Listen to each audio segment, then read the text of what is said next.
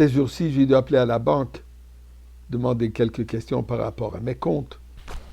Et ne sachant pas exactement c'est quoi mon code de banque téléphonique, ils m'ont posé plusieurs questions pour assurer que oui, que c'est bien moi.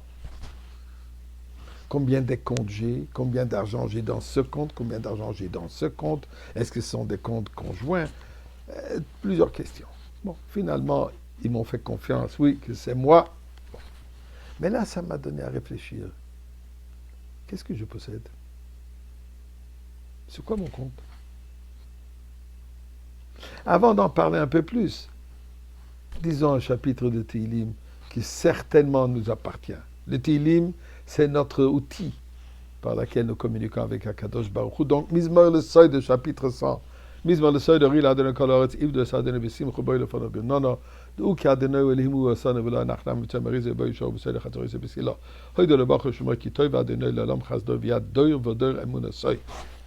Donnons de la tzedaka. Ça, c'est notre meilleur investissement. Avec notre prière pour la sécurité et le retour de nos otages et la Goula, la délivrance absolue. Eh bien, regardons la paracha de cette semaine, qui va nous donner un peu une compréhension sur la question que j'ai posée. Qu'est-ce que nous possédons? Qu'est-ce qui nous appartient? Pasuk commence, paracha de cette semaine. Ele pikudea mishkan, mishkan ha'edut. Asher pukad al pi Moshe, avodat ha'leviyim. Et là, la Torah commence à nous donner une comptabilité de toutes les dépenses qui ont été faites pour la construction du Mishkan et tous les ustensiles et les vêtements, etc., qui sont venus avec. L'Or HaChaim HaKadosh, il attire l'attention sur le mot « eile », voici.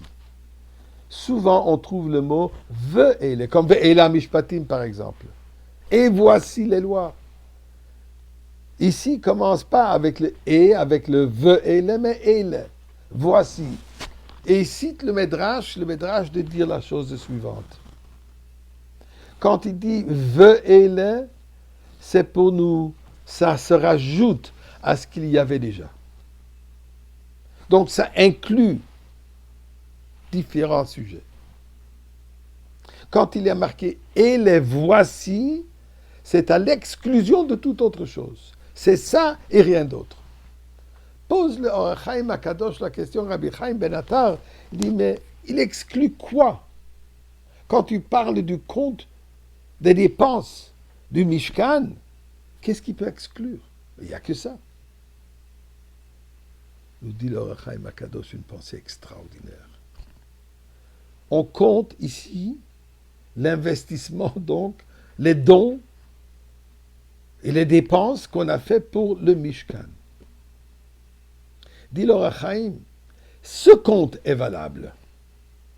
Mais les autres fois qu'on compte notre argent, et c'est quelque chose qu'on a l'habitude de faire, on regarde continuellement ce que les investissements, ils ont grandi, ils ont descendu, la bourse, ça va, etc., etc. Compter cela, ça, c'est pas un compte qui est valable. Il y a une belle histoire là-dessus qu'on raconte qu'il y avait ce juif très riche qui est devenu le conseiller financier du roi.